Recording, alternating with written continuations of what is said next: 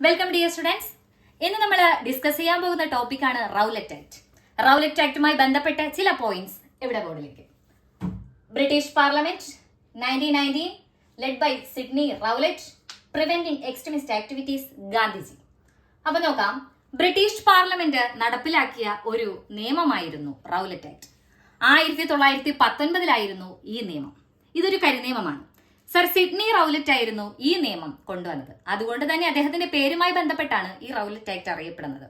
ഈ Rowlatt act പ്രകാരം ഭീകരവാദ പ്രവർത്തനം തടയാനെന്ന പേരിൽ ജനങ്ങളെ വിചാരണ കൂടാതെ അറസ്റ്റിൽ വെക്കുന്ന ഒരു പ്രോസസ് ഉണ്ടായിരുന്നു. എന്നാൽ അത് ജനങ്ങൾക്ക് വിരോധമായിട്ടുള്ള ഒരു മനോഭാവമാണ് സൃഷ്ടിച്ചത്.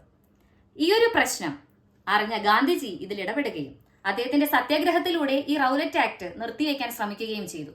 എന്നാൽ അത് സാധിച്ചില്ല. ഒടുവിൽ ഈ ഒരു പ്രശ്നം ജാലിയൻ വാലാബാഗ് കൂട്ടക്കൊല എന്നതിലേക്ക് വഴിതെളിക്കുകയാണ് ചെയ്തത്. അപ്പോൾ ജാലിയൻ വാലാബാഗ് കൂട്ടക്കൊല ഞാൻ അടുത്ത ക്ലാസ്സിൽ നിങ്ങൾക്ക് ഡിസ്കസ് ചെയ്യുന്നതായിരിക്കും. അപ്പോൾ താങ്ക് യു ഫോർ വാച്ചിങ്.